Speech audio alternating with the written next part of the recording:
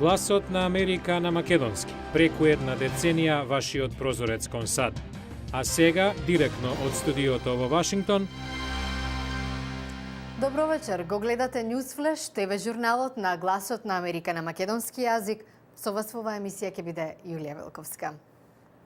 Без обострено прифатливо решение за името, Македонија не треба да очекува покана за членство, кажа генералниот секретар на НАТО Андерс Фог Расмусен на пресконференција овде во Вашингтон, каде учествува на одбрамен семинар во организација на Алијансата. Извештај на Јане Бојаджиевски. На прашањето на Гласот на Америка да ги елаборира причините зошто е важно Македонија најпрво да го реши спорот со името со Грција, наместо да биде примена во Алијансата под референцата БРМ, па потоа да го решава спорот со Јужниот сосед, со оглед на тоа дека некои членки на НАТО со години имаат разлики во билатералните односи, како Грција и Турција, на пример. Расмусен рече: Сите одлуки во НАТО се носат врз база на консензус, а тоа ја вклучува и Грција. За да упатиме покана до Скопје, ќе ни треба поддршка од Грција. Тоа е тоа. Разбирам дека Грција нема волја да упади таква покана, се додека не се најде обострено прифатливо решение за името. Тоа го решивме во Букурешт во 2008 и таа одлука се уште важи.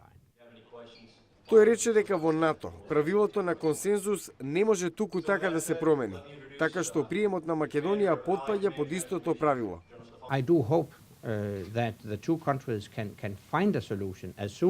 Се надевам дека двете земји ќе можат да најдат решение што е можно побрзо, затоа што сакам да ги видам сите земји од Западниот Балкан интегрирани во Европската Унија и во НАТО. Лично би сакал да бидам во позиција да упатам таква покана до владата во Скопје, но реалноста е дека е потребен консензус во рамки на Алијансата. Генералниот секретар на НАТО со порака до двете страни спроти самитот во Чикаго. Го повикувам премиерот Груевски, со кого се сретнав неодамна, да покаже флексибилност и прагматизам.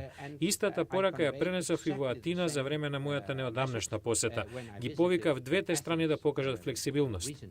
На 5 декември минатата година, истиот ден кога беше објавена пресудата од Меѓународниот суд на правдата во Хаг, Расмусен во куса писмена изјава потенцираше дека мислењето на судот не влие врз одлуката на НАТО донесена на самитот во Букурешт и дека членството на Македонија зависи од решувањето на спорот со името. Генералниот секретар на НАТО Андерс Фог Расмусен на пресконференцијата во Вашингтон не сакаше да го прејудицира исходот од самитот на НАТО во Чикаго. Сепак тој упати апел до двете страни да покажат флексибилност и да најдат взаемно прифатливо решение. Јане Бојаджиевски, Глас на Америка на македонски, Вашингтон. Поранешниот гувернер на Масачусетс Мит Ромни се фокусира на следната рунда прелиминарни партиски избори по синоќешната победа во Аризона и Мичиган. Ромни во последно време има потешкоти да ја добие поддршката од социјалните конзервативци, кои се понаклонети кон неговиот главен ривал, поранешниот сенатор од Пенсилванија Рик Санторум. САД вела дека Северна Кореја се согласила на мораториум на лансирање проектили со долг дострел, нуклеарно тестирање и активности за збогатување на ураниум. Портпаролката на Стеј департментот Викторија Нуланд денеска кажа дека Пјонкјанг исто така се согласил да дозволи меѓународни инспектори да го верификуваат и наблюдуваат мораториумот за збогатување на ураниум и да потврдат дека нуклеарниот реактор во Јонгбјон е оневозможен за натамошна работа. Во најнов извештај на Пентагон се наведува дека делумни посмртни останки од жртви на нападите врз САД во 2001 биле испратени на отпад, бидејќи не можеле да се тестираат ниту идентификуваат.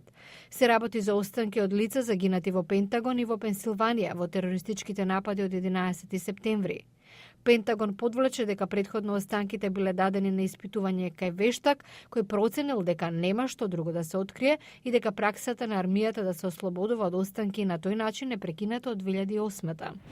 Интерпол вели дека уапсил 25 лица од групата Анонимни, обвинета за хакерски напади во кибернетскиот простор. Осомничените се уапсени на неколку локации во Европа и Јужна Америка. Анонимните добија на популарност во 2010 година по хакерски упад на веб страниците на неколку компании за финансиски трансакции, откако тие прекинаа соработката со Wikileaks, групата што во јавноста обелодени мноштво американски тајни дипломатски информации. Пивото како пијалок е присутно уште одамна, но тоа низ годините се соочуваше со многу предизвици. Во САД, не многу одамна, целокупната продажба на пивото опадна за 1%, но за споредба малите пивари за истиот период забележале пораст од 12%. Во продолжение ве носиме во пивара, чии сопственици велат дека се задоволни од бизнисот.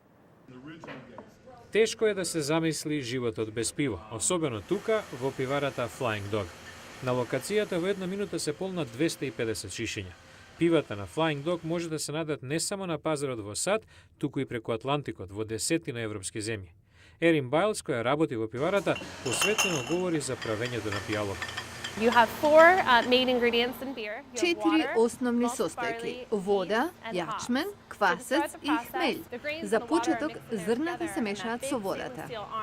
Хмелјот го дава карактеристичниот горчлив вкус и арома на пивото. Се додава 3 пати во речиси 2 часа пред смесата да биде подготвена за квасецот.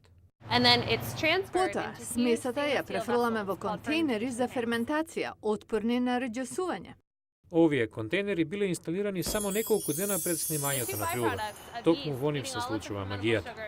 Примероци од пивото потоа одат на лабораториско тестирање за квалитет, пошто се точи во шишиња.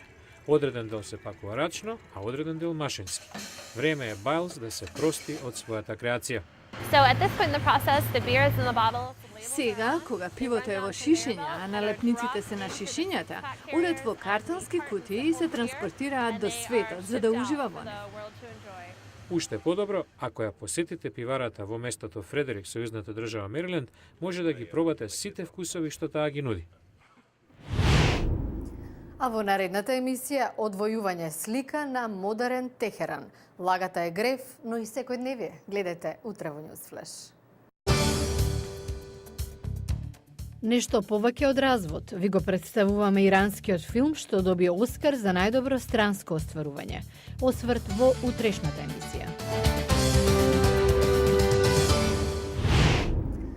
Го гледавте Newsflash на Гласот на Америка на македонски, а јас сум Јулија Велковска од студиото во Вашингтон.